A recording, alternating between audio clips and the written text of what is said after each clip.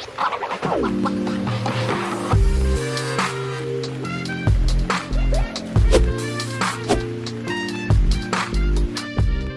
X-Men movies have many high points, but unfortunately, far many more low points. And today I'm going to do my best to explain why personally, I really think you should just skip this series as a whole, because I don't want you to waste your time watching crappy content. That is, unless of course it has to do with me, so, you know, subscribe to my YouTube channel and hit that bell icon if you enjoy the video. Okay, now that the shameless begging for subscribers is out of the way, let's get into the real meat of this thing. On a basic level, the X-Men series doesn't really seem to know what it's about. Is it about mutants trying to survive in a prejudiced world and just be accepted? Is it about a team of ragtag but quirky superheroes who save the world when nobody else can? Is it about Wolverine and his struggles as a character?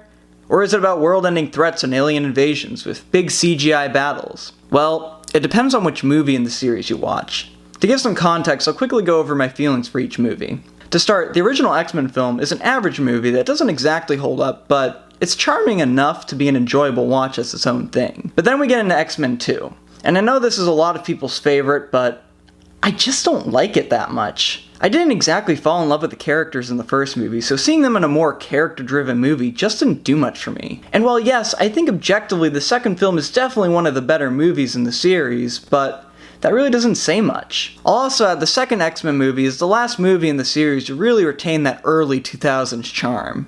Oh, but don't you worry, because next up is X-Men The Last Stand. But unfortunately not the last movie. And this is where things really begin to derail. There's new stupid characters popping up everywhere, and a plot that is convoluted and silly, and of course, pre-existing characters acting like completely different characters than they were just one movie ago. The pre-established rules of the world aren't broken per se, but so much is added that just hasn't been built up to before all that I feel that there should have been another movie in between to take some of the load off here. Although in the end, it wouldn't have done much good because all the new concepts and ideas added to the movie are pretty stupid. Like a drug that makes genetic mutations go away and turns mutants into normal people.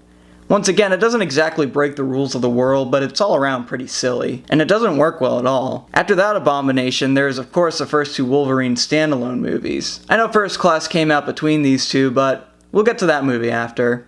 I'm lumping these two movies together because they blend together in my mind a lot. I honestly don't have much to say about either of them. They're the worst films in the series up to this point, and they're hard to get through. The first Wolverine movie is a garbage slogfest that took a semi-interesting character from the original trilogy and turned him into a Saturday morning cartoon hero. The second feels like a bad filler episode in a would-be Wolverine TV series, and once again, is a boring slogfest. By now I think you're starting to get an idea about how I feel about this series, and I was really tempted to give up by this point. But I wanted to get to Logan, so I trekked on. And boy oh boy, was this next bit difficult. We're only at the halfway point through this series, guys.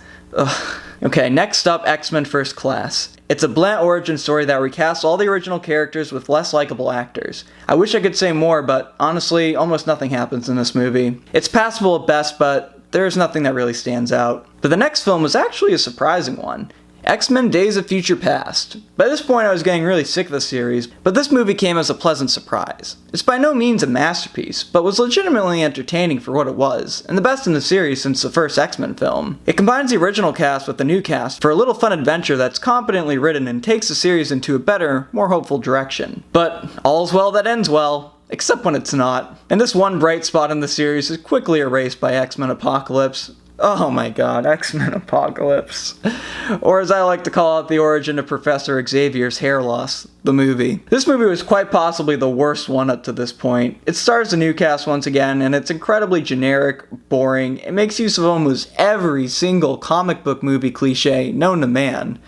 There's absolutely nothing of value that can be taken from this movie. None of the characters change in meaningful ways, or if they do, they're just repeating past character arcs that were done better in previous movies in the series. And the plot, which should be of the largest consequence of any X-Men film, given the premise that basically the literal god of apocalypse, doom, and destruction is standing in the X-Men's way this time, has no bearing on the other movies. Finally, after this, we get to Logan, which is hands down the best movie in the series. But don't get me wrong. But I was a little let down by it, just because of how overhyped it was. But I can't say it's not a great movie. The main problem with it for me is that, to really understand it, you have to sit through the previous 8 films in the series, and at that point, it's just not really worth it. Then finally, there's Dark Phoenix. I don't even know where to begin on this one. It's not only the worst movie in the series, but one of the worst movies I've ever seen, period. I wasn't even mildly entertained by this one. The acting was terrible, the special effects and cinematography was awful, the writing was horrendous, and pretty much every other aspect of the film sucked. If I had a thesaurus in front of me that I could read every different way to say the word bad from, it still wouldn't be enough to do this movie justice, and just how atrocious it is. There's absolutely nothing you can get from this movie, and it's not even so bad it's good, it's just plain old bad. At this point, I'd accomplished what I set out to do. I watched every X-Men film leading up to Logan and watched Dark Phoenix just for good measure. And I was so burned out on this series by this point, I didn't even bother with New Mutants, which from all I've heard is terrible anyway. I would be remiss if I didn't at least mention the Deadpool movies in this video, so a quick note on those. I know they're technically a part of the series, but they're so disconnected from everything else in the series that I don't really consider them a part of the canon. Plus they work fine as standalone movies. I love the Deadpool movies, and I watched both of them years ago, before I started binging the X-Men movies, and I understood them perfectly fine. So, I say they don't count here. Anyway, now you know my feelings on all the main movies in the series, so why should you skip out on it? For one, there's so many better franchises out there you could spend your time on instead of this one. But mainly, it's that the highs of the X-Men franchise are just so few and far between that there's no world in which I could describe the series as a whole as even passable, really. The movies don't connect to each other very well. They're disjointed, filled with plot holes, and bad writing and acting to boot. If you had to watch any of these movies, I'd say watch the original X-Men, then skip to Days of Future Past, and then finally end it off with Logan. But even then, to really understand those movies, well, aside from the first one obviously, you really need to watch the whole series, and once again, and I really can't stress this enough, by that point, it's just not worth it. Even the first X-Men and Days of Future Past are only good at best. They aren't anything amazing, and Logan, the only legitimately great movie in the franchise, is built on the back of the entire rest of the series, and it's not so good as to warrant sitting through every single one of them. If you really want to know what the X-Men are about, I'd advise just waiting until they're introduced into the MCU. I don't have any doubts that, however they're handled, it'll be a better and more consistent portrayal, and it's only a matter of time until it comes to fruition. I mean, yeah, I've expressed before, and will most likely again in the future, how I'm kind of burnt out on all the MCU stuff as well, but I can't argue that at the very least, everything they put out is pretty decent, even the worst of it. Their portrayals are always unique and interesting, and despite feeling a little sick of the whole thing, I still keep up with the whole series when a new show or movie is released. Anyway, I know this has been a little more ranty than my usual videos, but I just wanted to vent my frustration over the X-Men series a little bit,